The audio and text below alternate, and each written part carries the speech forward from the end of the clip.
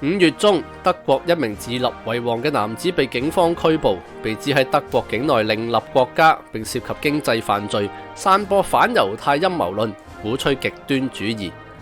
被捕人叫做彼得·費薩，現年59歲，曾經係廚師同空手道教練。費薩曾經參選市長同國會議員，均告失敗。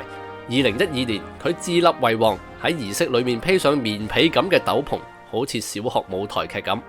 費薩立國號為德意志王國，指而家嘅德國步向毀滅同埋弱小，真正推動社會進步嘅人有志難伸，所以當仁不讓，高舉另一面德意志旗幟。呢啲言行同19世紀清帝國裏面太平天國嘅創立人洪秀全有幾分相似。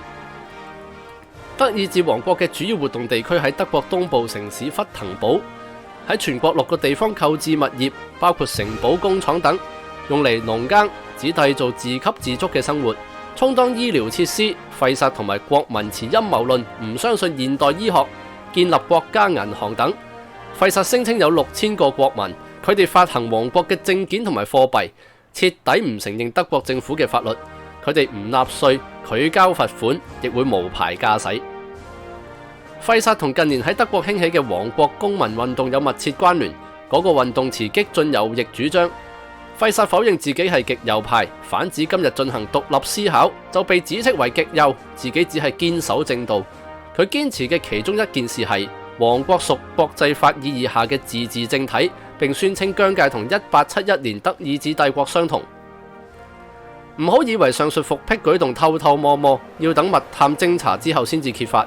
自稱彼得一世嘅費薩故意公告天下。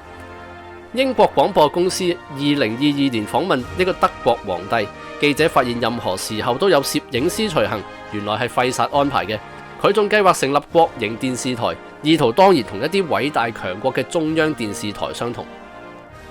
就傳媒追訪所見，王國嘅追隨者之中，部分只係希望記者盡快離開，部分就係堅實嘅陰謀論者。回應記者提問時，不忘指責德國管治精英同埋傳媒，包括面前嘅記者。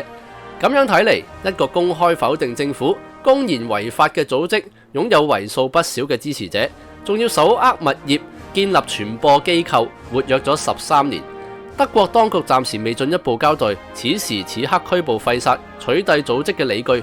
過往大眾只係睇費薩呢啲人痴人說夢，而家政府積極干預，估計同國內右翼勢力日益強大，逐漸構成現屆政府執政危機有關。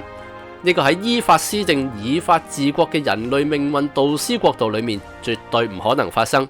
恐怕只係需要3日，拘捕涉案人等，查封資產，無限期審訊，唔公開資料，都冠冕堂皇。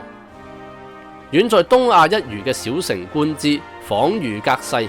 嗰個地方嘅議會啱啱好用先訂立後極速審議嘅方式，喺維護國家安全嘅法例上面再添枝節，又或者叫佢做再加爪牙，喺守護政權安穩上不遺餘力。德意志王國人為6000，東方小城嘅國安部隊就源源不絕，不計其數。兩國人民隔住歐亞平原同埋連綿山脈，遙相對望，會唔會驚嘆國情不同呢？有意見或者中意呢條片，請 comment、like、subscribe、share。有餘力嘅朋友仲可以成為 Patreon 付費會員，等我哋走得更遠。我哋下條片再見。